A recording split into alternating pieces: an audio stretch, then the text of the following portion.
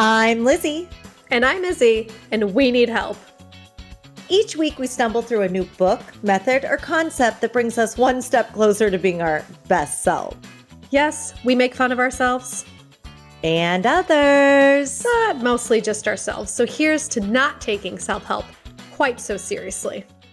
Welcome to We Need Help. I'm Lizzy.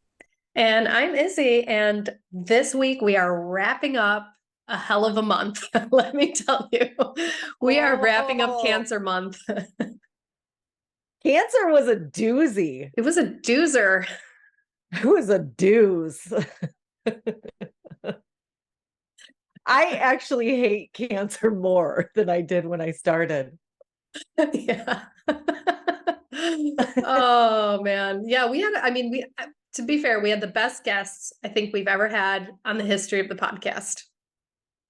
They were so, I won't say the best because everybody's like given us something over like each interview, but like there is something, and I always say this, there is something better about people who have experienced pain. Yeah, definitely. You know, like an appreciation for life. They're just so much funnier and so much more. They can go higher, they can go lower. They have their scuba gear on. It's like they can go Scuba deep. gear. And I've always said that around certain types of souls, I feel like I'm in 4 inches of water, dressed in full scuba gear, ready to go deep, but there is no depth. Oh, yeah. So it's heavy for me when there, you know what I mean? It's very because you're standing in shallow water with all the scuba with gear. all this.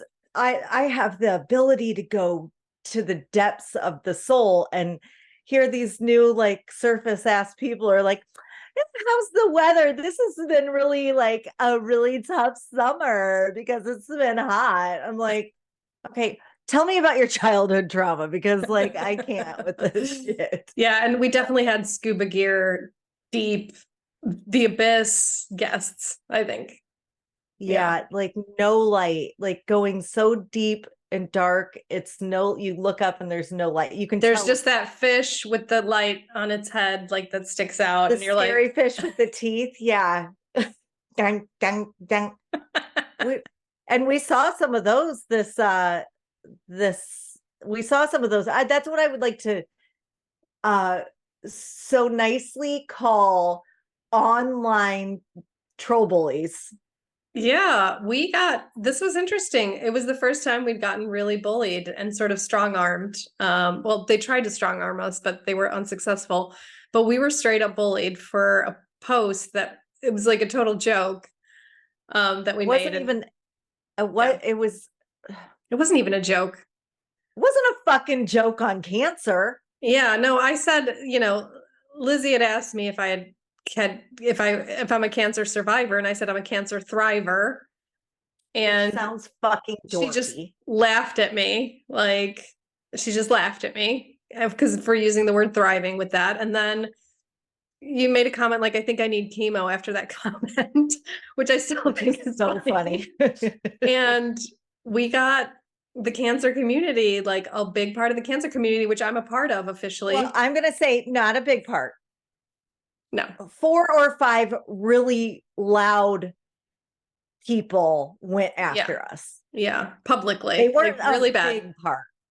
Really bad. I was like, we kind of were traumatized by it a little bit. So I woke up in the morning to all this like hate, like trash and like just like a lot of hate. Believe and I was like a mother. Yeah. I think you got the brunt of it because they almost felt people. I can't believe I'm a mother either. No one can. I can't believe that they let me leave the hospital with her. Yeah. I was 0 for 1 at that point. Like my first baby died. They let me leave with another, like without even like. So, I can't believe they gave her to me either. Yeah, it was, yeah. So they said they couldn't believe your mother. I got like a lot of hate, but I think you got most of the hate because I think they were like, oh, well, Isabel has had cancer, so we're just gonna take it a little easier on her. But like but we both got it. We both got it. We got it in our inbox. We got threatened in our inbox that they were going to share our podcast with other cancer communities, and it was going to be like a rain down on us. Yeah. But yeah, to be fair, it was only like 3 or 4 people.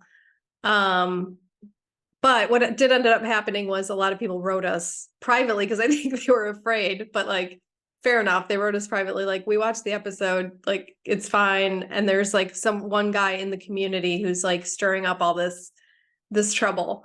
Well, it was this one guy. He came on and he inboxed us and he said, just so you know, this basically, he said even worse things about him. This asshole has shared that everybody should come bully you.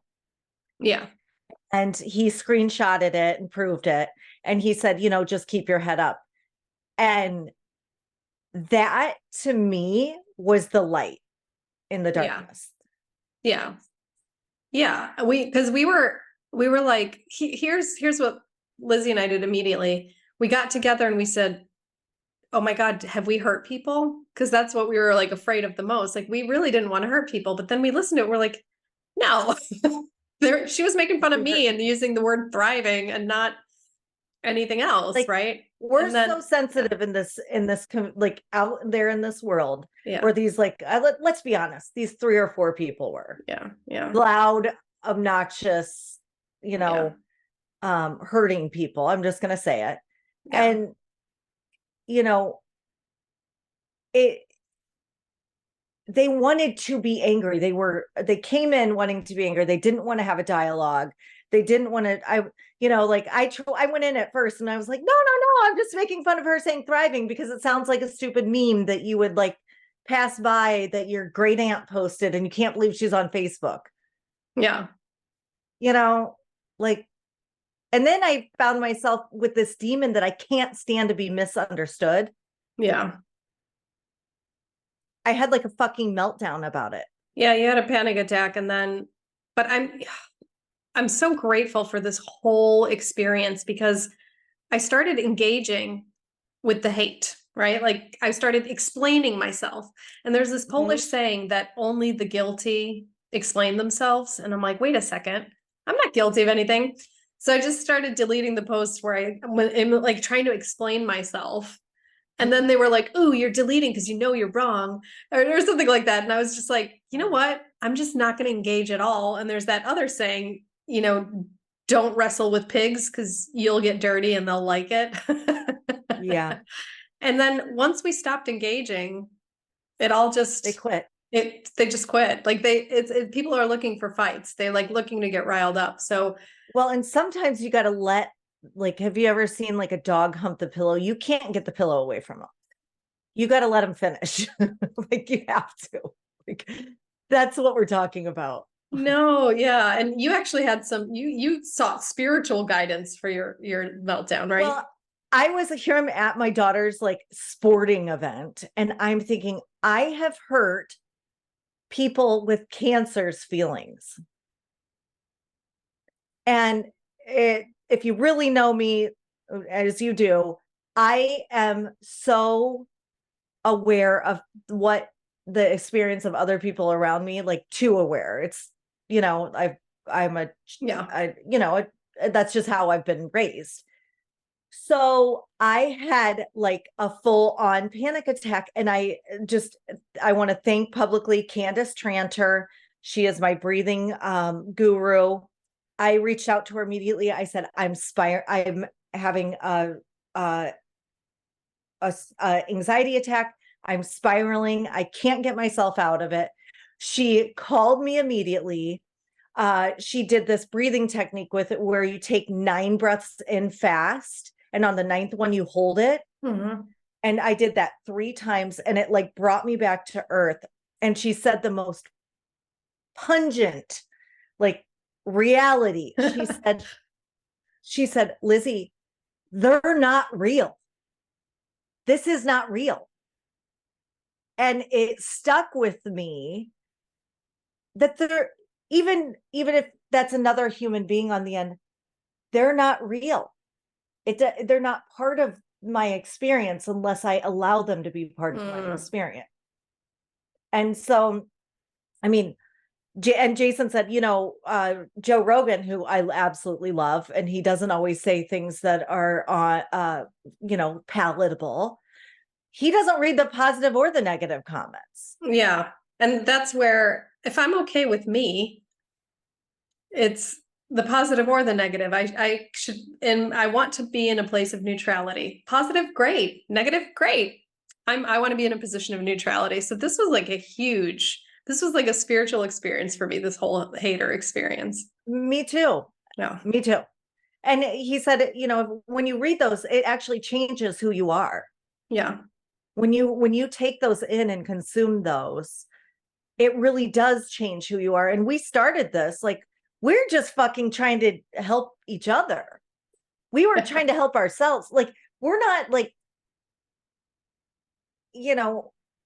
would we love for it to help people? Absolutely. But we just love doing this. Yeah. Yeah. But Candace saved me, and it like brought me down to earth, and I was back here.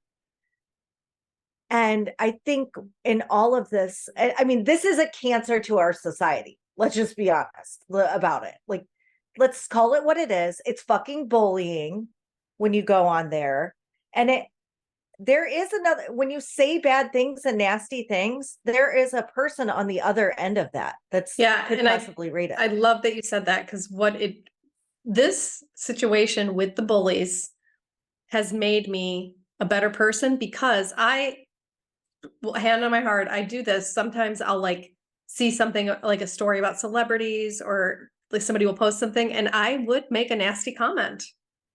Oh my God. Or like Snarky. Not a supportive comment, right? Now I refuse to do that, because I saw how just in our podcast, like these little comments really like hurt. And they can really, like, luckily we kind of had this whole spiritual experience and we were kind of able to step back and not engage.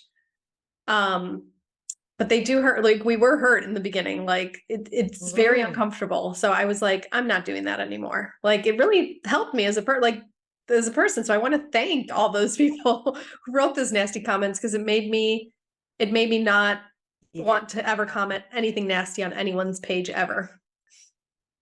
Well, you said you said something about Discord. You said like you had this, you said, if it's not like if it's not going somewhere, I'm not going to like, if the communication isn't going somewhere, I'm not going to like try to participate in it, because it was obvious that short of pulling that post down, nobody wanted to talk about anything. Nobody wanted to say, well, I see what you mean, or anything like that. Like you had said, they're not interested in a dialogue. No, they were interested in strong arming us to take the video down, which yeah, go ahead. I'm sorry. Which I get, but if that's your goal, strong arming me to take my video down isn't going to work.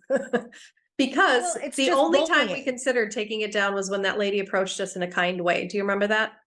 Yeah, I said this is the first time I've considered pulling it down, this video down, because she was so constructive and so lovely.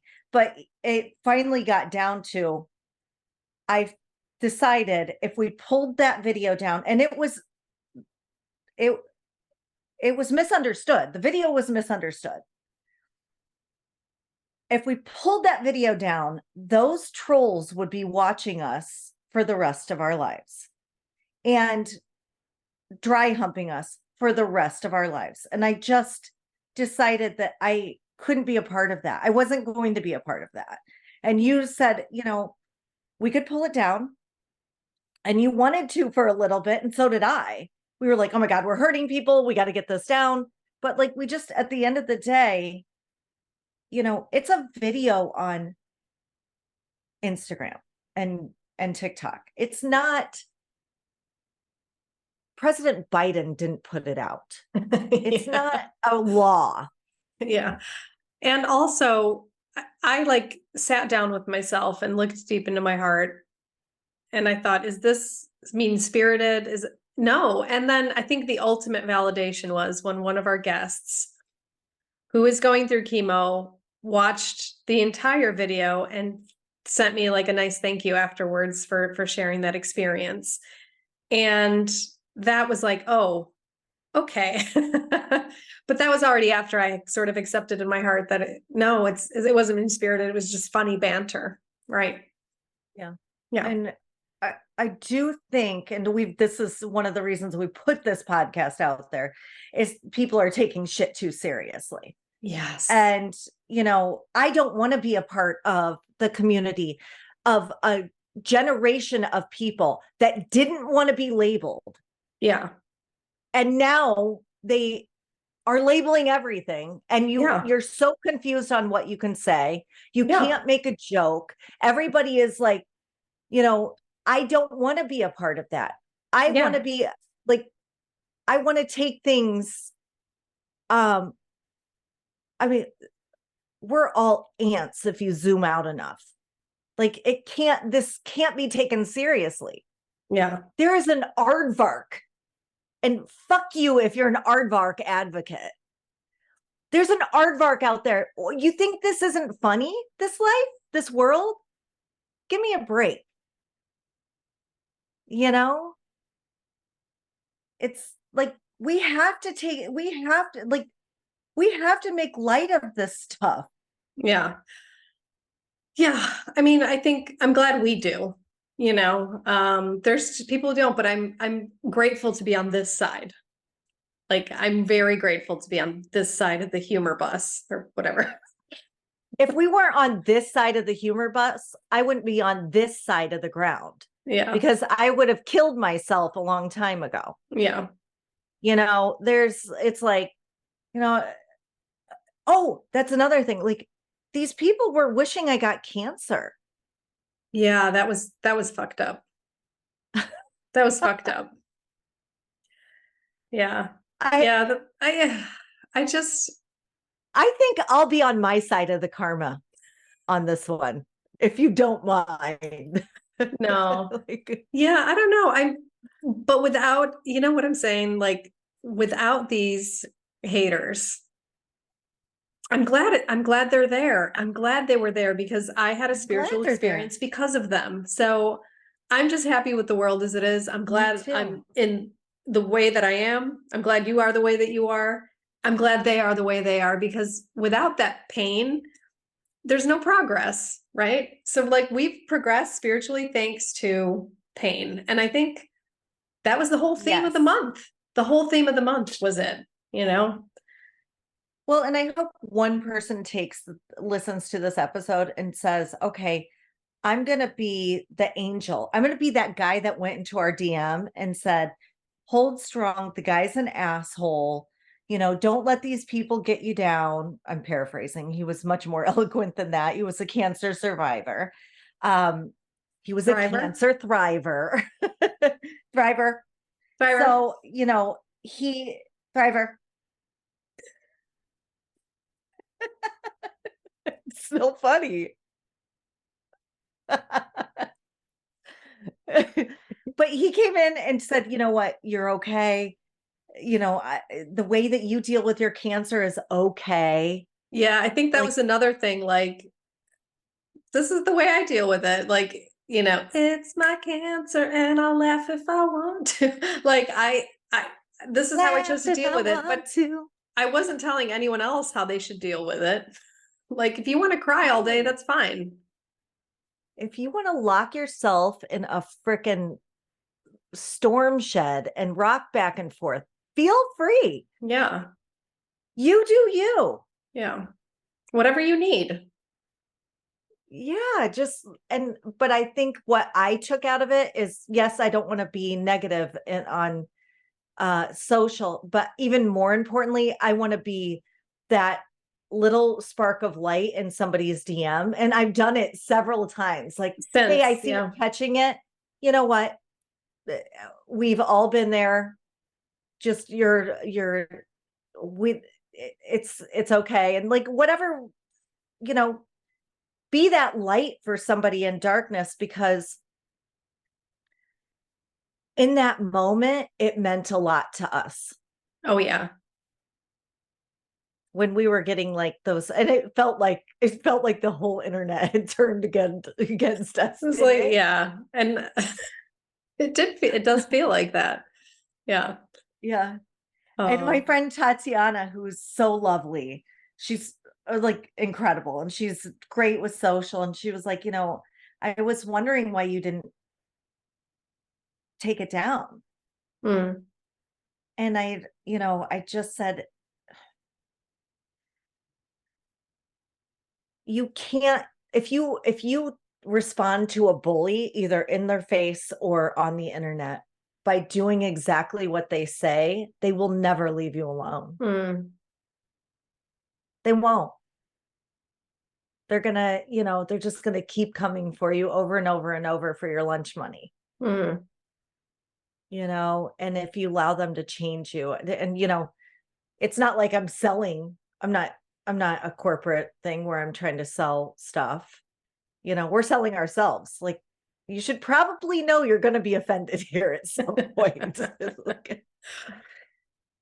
Yeah. But it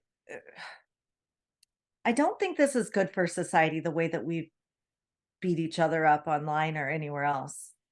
Uh, yeah, I don't know if it's good or, I mean, it's unpleasant.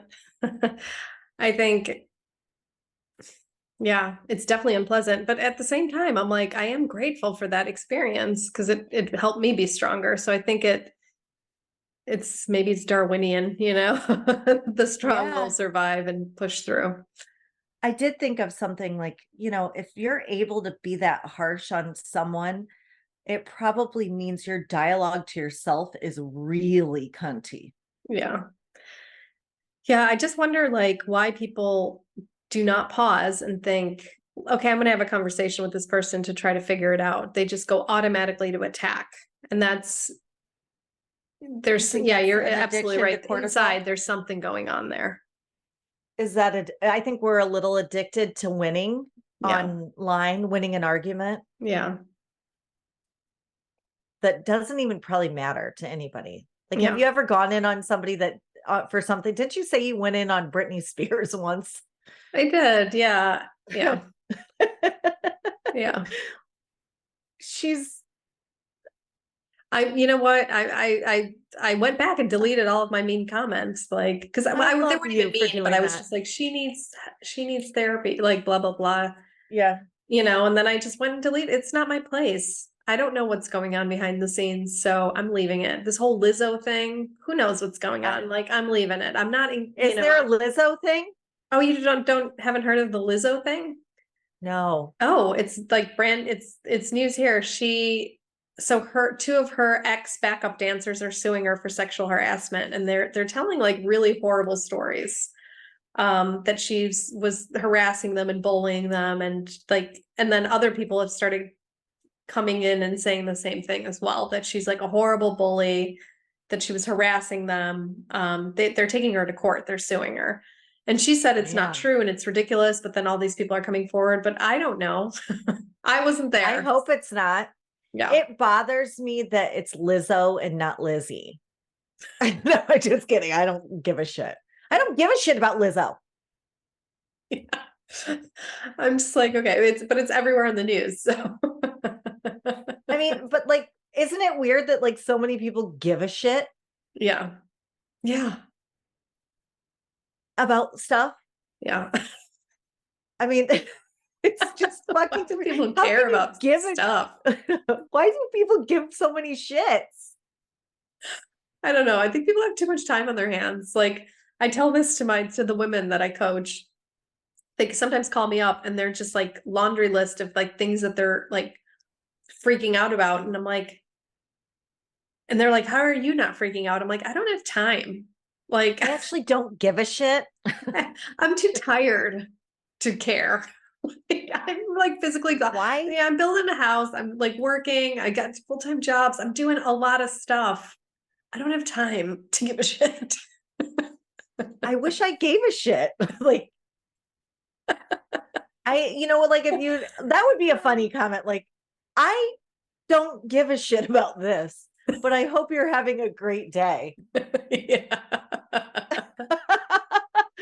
I just was like stopping by to be like, I like your dress in this, but I don't give a shit about the topic you're talking about.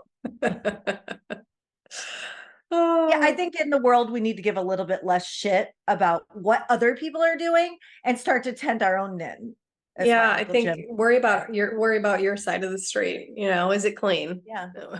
Tend your own knitting, because like at the end of the day, if you were like, if those people that were blowing up, by the way, thank you. We got the most comments on that. We got the most shares, comments. It was great. Oh, and followers.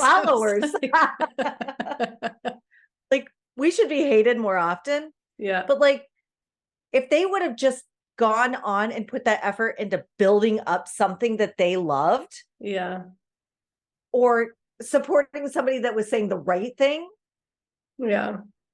That would have been so much more productive. Yeah.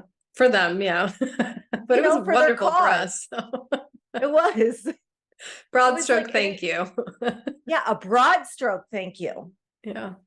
Yeah. Like, I appreciate them. And actually, I'd like to invite more people to hate us. I don't think that should be a problem. No, and you know what? When you really think about it, it feels kind of good and freeing to feel fine about people hating you. Yeah. Yeah. Like, I'm fine with it. Like, we're not going to be everyone's cup of tea. We know that. We're not anyone's cup of tea. We're just each other's cup of tea. That's it. We're not a cup of tea. We are a double espresso with no sugar or milk. Just like trucker style. A shot of whiskey. A little bourbon in there, you know what I'm saying? All right. So let's like close the hater topic. We learned a lot. That was our experience. If anyone else has been bullied out there, we'd love to like connect with you and just share what like worked for us. Don't engage. I think that's the most important thing. Or if you do engage, understand that you are trying to pull a pillow from a humping dog. Understand that. That's what you're doing. Yeah. Not like a little dog either, like a Rottweiler. A Rottweiler with a attitude. It reminds me of, there's like neurosis. This thing that they say in Alcoholics Anonymous. It's about alcoholism, but it's what is Alcoholics Anonymous? Haven't heard of it. I never mention it. It's fighting alcoholism is like sex with a gorilla. It's not over until the gorilla. Okay, wait a second. Over. You're like stepping into one of my fantasies. So let me just like my vibration chill. So fighting alcoholism is like having sex with a gorilla. It's not over until the gorilla says it's over. And this is the same thing with arguing with these haters. Like, you're not going to win the argument. Do you know what I'm saying? I'm still turned on by that gorilla thing. You gotta just say I'm done. I'm not engaging with you. If you choose to engage with me like an adult, we can engage. I can talk to you, but if you're just gonna be throwing your poop at me, sorry. Okay, that turned me off a little bit about it, but I'm still like love the idea of like being gorilla sex sounds so amazing. We're gonna get we're definitely gonna get we're gonna get the zoo community like take down. I can't believe you'd want to have sex with a gorilla. That's animal abuse. I'm like, well, you haven't ever had sex with me. It's like really compassionate for the gorilla. The gorilla is gonna love it. Oh, I ooh. cannot. I cannot. Oh. In my mind, I'm having sex with a cartoon gorilla. Mm. I'm having sex Just with for like a gorilla, a guy in a gorilla costume. okay, yeah, I could do that. I could do that. A hairy gorilla. Oh, so good. Mm. And he says when it's done, which is even more of a turn on. I don't want to be the boss in the bedroom. The gorilla could be the boss for me. You don't like being I would think you're the boss in Oh the bedroom. no. No, you like being No. dominated. Hmm. Mm. Yeah. I don't like to make the rules in there because I think I am so assertive in my regular life. Yeah. I don't need to take the reins in there. That makes so much sense. That's exactly what's his name? 50 Shades of Grey. Oh, yes. Christian Grey. Like he's like the boss in life. Oh no, he wants to be the boss in the bedroom too. That doesn't make sense. Yeah. He should be the one. Most guys who are like the bosses on the outside, they like to get spanked and like walk around on all fours and stuff. You see that in movies, Mm. right? The type Yeah, of I've seen those movies that you movies. watch. I don't watch those movies. I'm not, but I do understand the type. Like I've seen that Yeah. on Sex and the City and stuff like that. Yeah. But like most, I mean, the men that I've experienced, and I, I don't like. I like a man that likes to take control in there and like Okay. doesn't have to. I'm afraid to say like most men like to be in control in the bedroom, I think. We're most dominant men. Most men that are thriving love to be in. Yeah. If you're thriving. Oh, all right. Yeah. Our guests. We had the best guests Okay. ever. Yeah. That's a really great like segue. Yeah. Just zero segue sometimes is the best segue. Yeah. It's called the hair pulling of segues. Yeah. What did you learn from our guests from this month? Like what were some of your learnings? Well, I mean, Jari is literally one of my favorite, I think, people I've ever talked to. He's just lovely. Um, and I just have been thinking so much more about my wedding vows and about what you like when you get married. And this, I've been thinking about this quite a bit.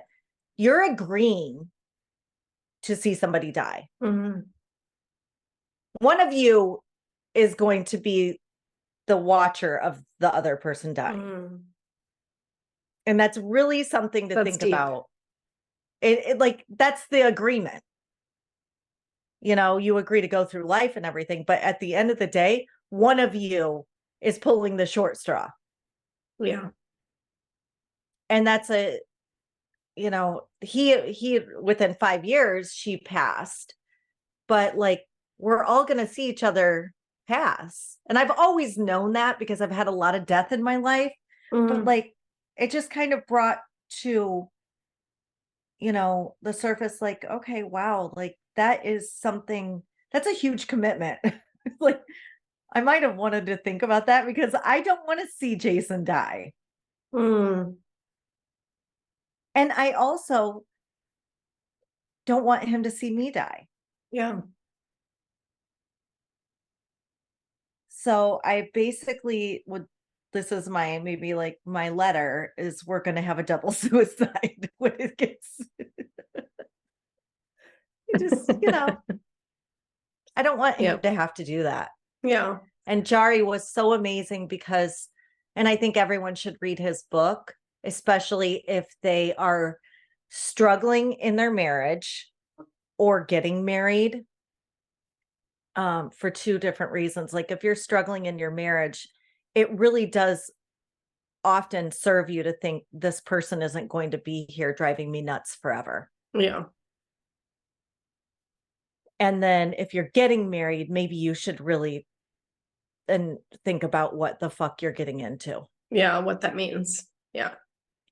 You know, because we talk about it like, oh, you know, like, divorce and this and that. Like, but if you stay too long, you're going to watch the person die. Yeah. Or they're going to watch you die, one of the two. So that was like huge for me. Yeah, that was like a wow. Like you don't really consider that. I never considered that before either. Yeah. Yeah. It's like heartbreaking Mm. in a way. Yeah. It's like getting a dog. You know, if you get the dog, you're going to watch it die. I cannot, like, I'm already having anxiety around it because I didn't think I could love a dog that much. Like, I know. you know, and then I'm already having anxiety. She's only 6. Like, I'm already having anxiety what it's going to be like, you know? Yeah. You're very Irish right now. You're acting very Irish, like already mourning the loss of... I'm not mourning anything. I'm just like, I have some anxiety.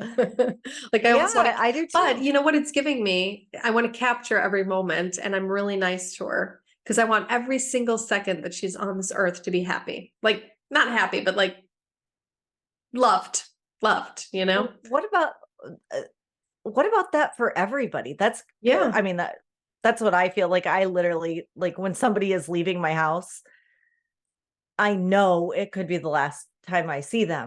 And that's what I'm trying to pass, you know, with that feeling, approaching people. Yeah.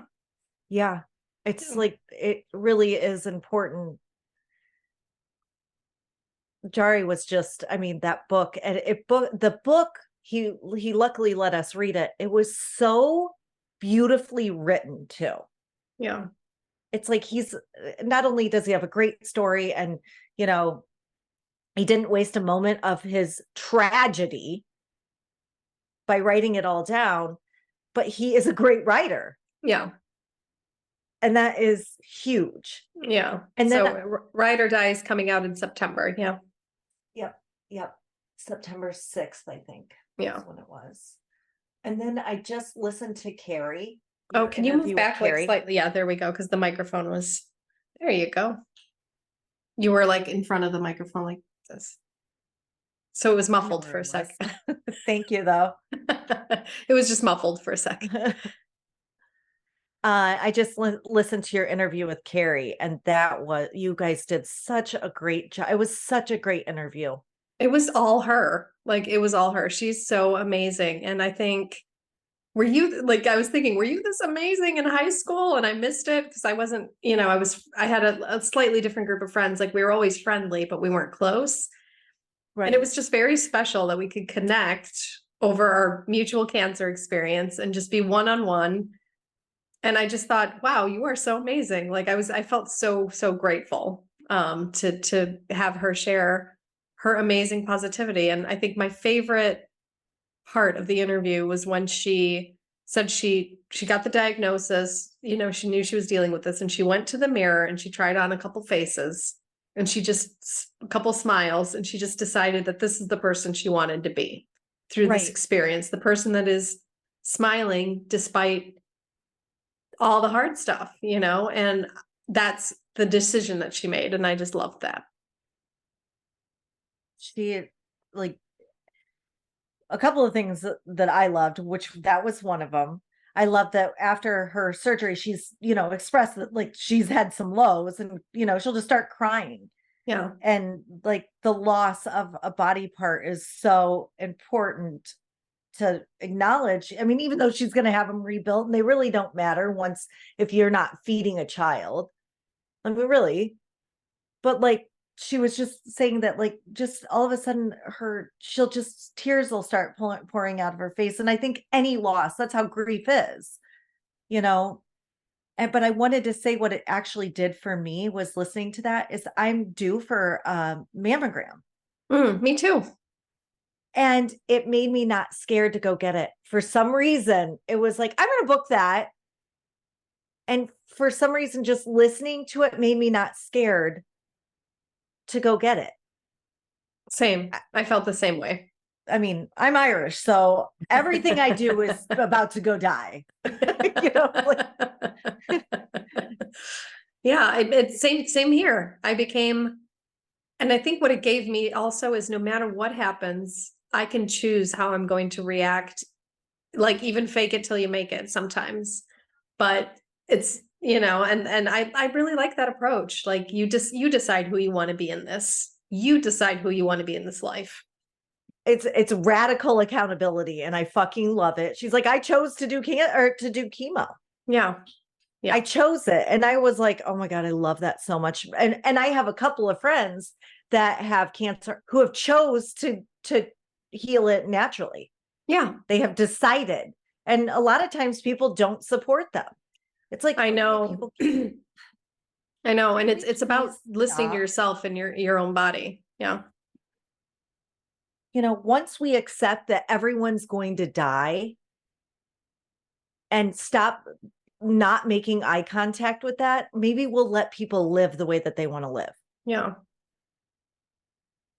It's Yeah. like the saddest thing that we're doing.